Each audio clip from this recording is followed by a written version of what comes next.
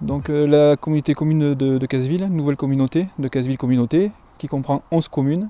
Pour notre part, le service des eaux, on est en régie sur 6 communes et 5 communes en DSP.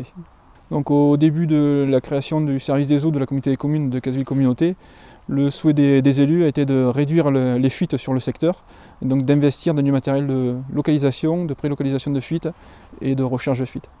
C'est pour ça que nous sommes tournés vers des sociétés comme Primailleur. Donc les collectivités sont de plus en plus sensibles à la ressource en eau, d'une part parce qu'elle se raréfie, et ça on le sait bien, et d'autre part et peut-être surtout parce qu'ils sont pénalisés quand ils n'atteignent pas leur rendement. Donc ils sont un petit peu contraints et forcés à développer les moyens pour trouver les fuites. Toutes les fuites ne sortent pas toutes seules, donc on a besoin d'outils et on a besoin donc d'investir. C'est vrai que l'investissement est parfois lourd. Un matériel complet de recherche de fuite, ça peut peut-être atteindre les 25 000 €.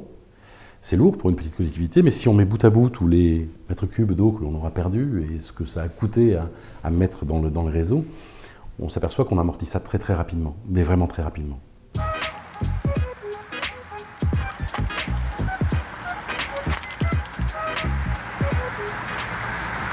Donc Primailleur nous a proposé d'abord de la pré-localisation de fuite avec des loggers, ensuite des appareils de localisation de fuite avec un corrélateur et de l'écoute au sol pour vraiment préciser la fuite. Il y a différentes étapes de la recherche de fuite. On va partir d'abord de la connaissance du réseau et ce qu'on appelle la sectorisation. On va utiliser ce genre d'appareil-là qui est un data logger, un enregistreur de données en fait. On va écouter ce qui se passe dans les conduites. On va analyser, de préférence la nuit, parce que la nuit, on a une pression de service qui est beaucoup plus élevée puisqu'il y a moins de tirage. Une fois que cet appareil aura fait son travail de pré-localisation, il va nous indiquer une zone. Donc on va utiliser un deuxième appareil, ce qu'on appelle un corrélateur, qui va nous permettre d'isoler un tronçon sur lequel on va détecter une fuite. Donc la dernière étape finalement, c'est l'écoute au sol, avec une cloche d'écoute, une canne d'écoute, peu importe. L'idée étant de se rapprocher au plus près de la fuite avant de creuser, pour éviter de faire ce qu'on appelle un trou sec. Donc à mon niveau, ma fonction c'est m'occuper des équipes. Donc en premier temps, rechercher les fuites avec les équipes, localiser la fuite, le traçage au sol, et ensuite les équipes réseau interviennent directement sur les fuites. Donc là, on avance encore. Une fois que j'ai fini mon écoute dans le carré que j'ai décidé, je fais sur stop, et ça me dit que sur l'écoute numéro 3, j'ai la fuite. On imagine une arête de poisson.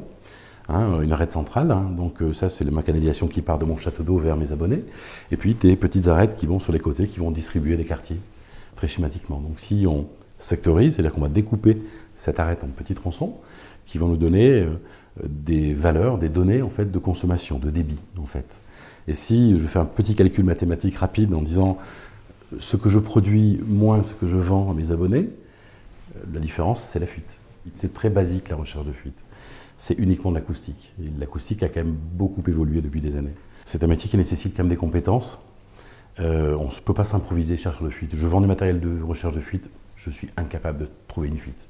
Voilà, il faut quand même dire les choses comme elles sont et je rends hommage à ces personnes qui dédient leur journée à ce travail-là. Je pense que la recherche de fuite est nécessaire et obligatoire pour tous les services des eaux, que ce soit en régie ou en DSP.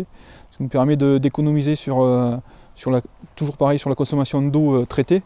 Et ça nous permet, à l'inverse, de faire des investissements sur les nouvelles conduites. De renouveler la conduite, renouveler nos compteurs, qui sont assez vieux aussi, de se faire du renouvellement. On préfère investir sur le renouvellement plutôt que sur de la réparation de fuite.